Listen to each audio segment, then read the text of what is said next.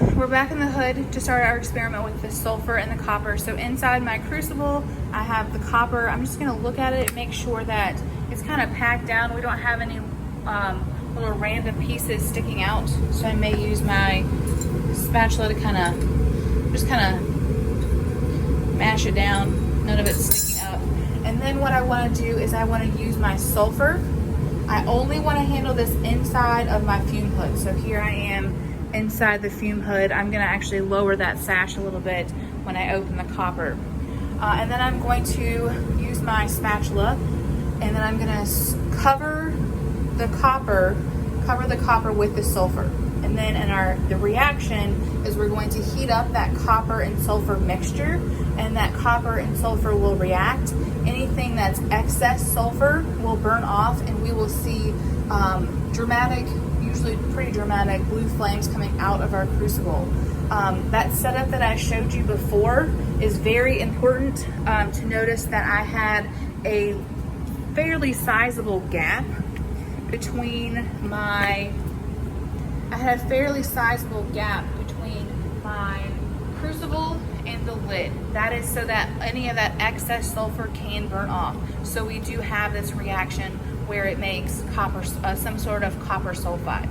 So we have copper is one of our reactants, sulfur is another reactant, and then we are going to heat that up using that Bunsen burner to make some kind of copper sulfide compound.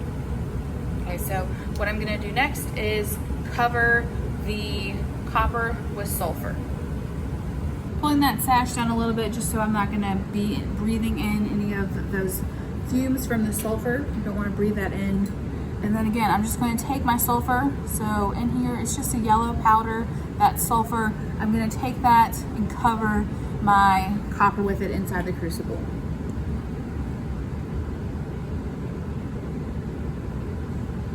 Anything that is excess will burn off in our reaction. So I don't have to worry about putting too much of the sulfur in here, because I'm not gonna take the mass of this until I've already burned off any excess sulfur that does not react with the copper. All right, I'm setting my sulfur off to the side because I don't need that anymore, but I do want to leave it inside the hood. I'm not going to take it out and put it somewhere else. And then I'm going to reposition my crucible back onto my ring stand. Okay, again, I'm not going to touch it with my hands. I want to only handle it with my crucible tongs. Something to note is that, again, you want to have a sizable gap between that crucible lid and the crucible itself. Also, you don't want this gap in your crucible lid and crucible to be pointing directly at the opening of the hood, okay? So we are going to close this, but just in case, just for safety, we want to have that opening towards the side, like mine is, or you could have it adjusted towards the back, which is a little harder, so I just left it towards the side. You just don't want to have it like right here in the front, that opening, so it's going to immediately come out of your hood if something were to happen.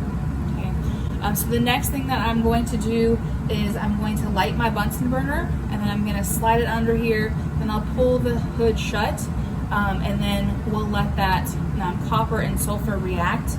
You're going to see, after a couple of minutes of heating, you're going to see gas and blue flames coming out of the crucible. Again, that's going to be that sulfur, that excess sulfur burning off. We have to have that to happen, so we just get the copper sulfide in our crucible. And then to ensure that that reaction goes to completion, once those blue flames stop, you're going to heat it up for 5 more minutes. After those 5 minutes, we'll take it off the crucible, we'll take it off of the ring stand, and then we'll let that cool.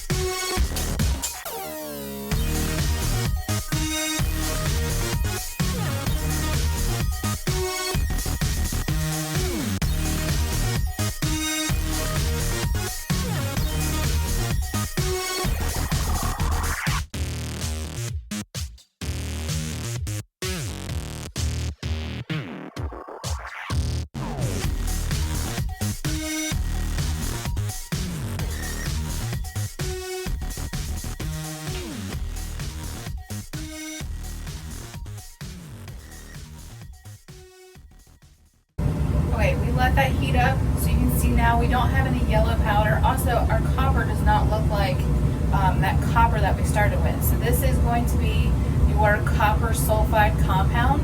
We're going to let this cool off and take the mass of it.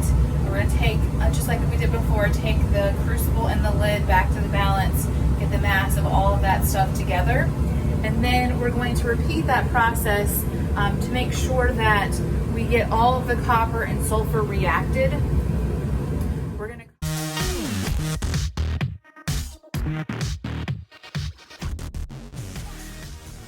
Okay, our copper sulfide compound has cooled down in our crucible, so we want to take the mass of it. So this mass is going to be of the copper sulfide. The copper sulfide, that's a new compound that we made in that reaction when we heated up the copper and the sulfur.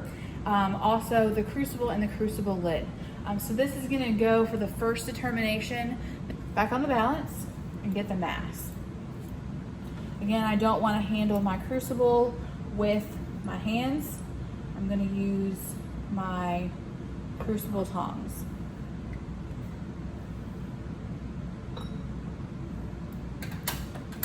We will close that, and you can record the mass of your first determination.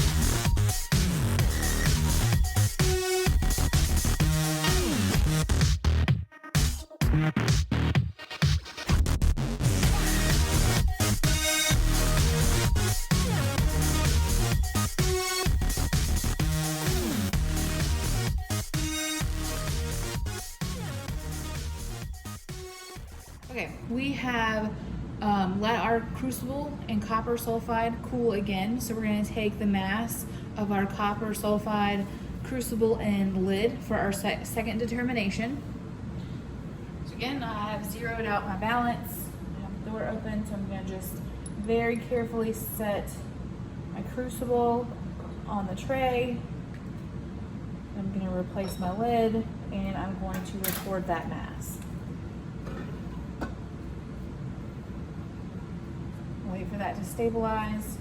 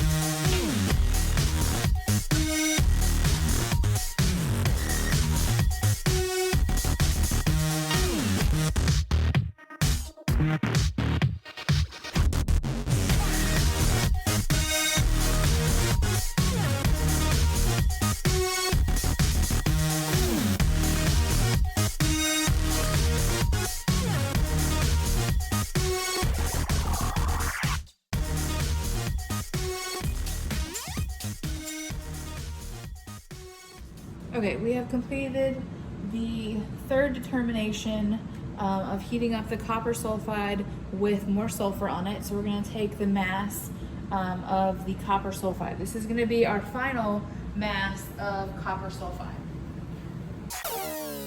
Okay, so I can record my mass. This is, again, the third determination of, this is going to go into the third determination, and this is the final mass of our copper sulfide compound.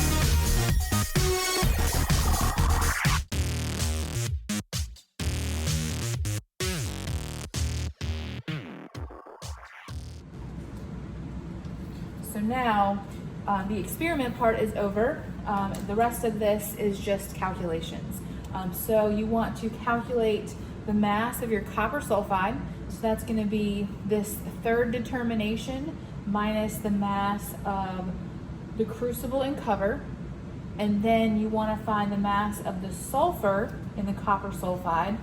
So that's going to be the mass of your copper sulfide minus the mass of just the copper.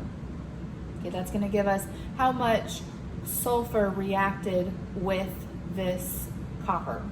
And then from that information, you can find the empirical formula of your copper sulfide compound. So you'll do all of that on your report sheet.